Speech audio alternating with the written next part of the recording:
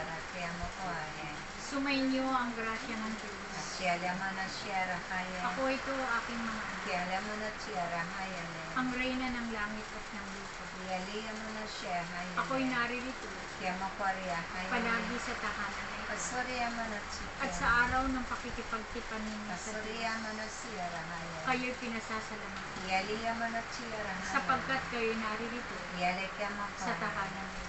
Kaya mo ko siya, Kunti man ang inyong mga bilang, Matsuri mo na kaya. kayo'y nakasunod Asyariya sa kalooban ng Diyos. Yaliya mo na Kaya ko, walang yaliya hanggan mo. ang pasasalamat ko sa inyo. Aliya mo na ko, yaliya. At hindi ninyo Yaliya nakakalimutan mo na ko, yaliya. ang pagtawag ng Kaya Diyos mo ko, yaliya. sa bawat isa sa inyo. Yali kaya mo ko siya. Kaya Pasuriya. nawa pag sumikapan ninyo aking mga anak, na palagi kayong makasunod sa kalooban ng Diyos.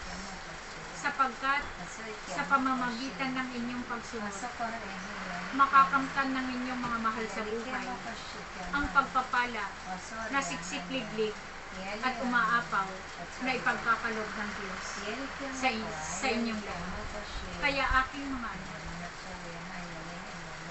pinasasalamatan ko kayo sapagkat hindi kayo tumitigil sa pagdarasal ng aking banal na Santo Rosario. Sapagkat sa butil ng aking rosaryo, marami kayong mapapaakyat ng mga kaluluwa na marami ngayon na nawalan ng buhay, na hindi nakakahingi ng kapatawaran sa Diyos. Ngunit sa pamamagitan ng inyong pagdarasal para sa kaluluwa sa tipa ng tahanan ng Ama, marami kayong napapaakyat at nakakahingi ng kapatawaran sa Diyos.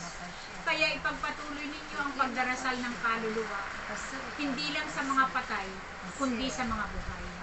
Kaya pinasasalamatan ko ang inyong komunidad na hanggang ngayon, na marami kayong mga pagsubok na nararanasan sa inyong komunidad. Ngunit naway patuloy kayo na maging matatag upang ang komunidad na pinaghirapan ninyo ay hindi mabuwag. Kaya matatag ang inyong pananampalataya upang ang inyong komunidad ay magkaroon ng maging matatag at hindi mabubuwag. Kaya sa pamamagitan ng inyong pagkakaisa, tunay na hindi mabubuwag ang komunidad na inyong pinaghirapan. Kaya nawa, aking mga anak, palagi ninyong idalangin sa Ama na ang inyong pananampalataya ay maging matatag. Anuman ang mga pagsubok na nararanasan ng bawat isa sa inyo, ibigay ninyo ito sa Ama, sapagkat siya lang ang makapagbibigay sa inyo ng kaliwanagan sa inyong mga buhay.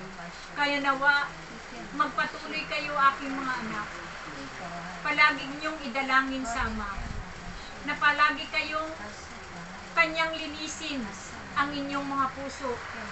Patuloy na puno kayo ng pag-ibig, puno kayo ng kapatawaran, puno kayo ng kagalakan, at patuloy na pagsumikapan ninyo na kayo'y makarating sa araw ng tipanan ninyo sa Diyos, sapagkat kayo ay kanyang tinawag at pinili. Meron kayong ipinangako sa kanya na paglingkuran ninyo ang Ama. Kaya nawa, pagsumikapan ninyo na ang inyong mga pangako ay hindi mapapako. Patuloy na maging matatag kayo at patuloy na sumunod sa kanyang kalooban.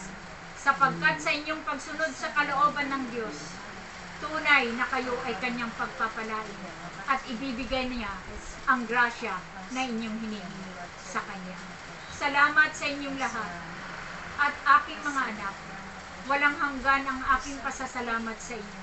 Patuloy ko na idudulog ang inyong panalangin sa aking anak patungo sa Diyos na makapangyarihan sa lahat. Salamat sa inyong lahat.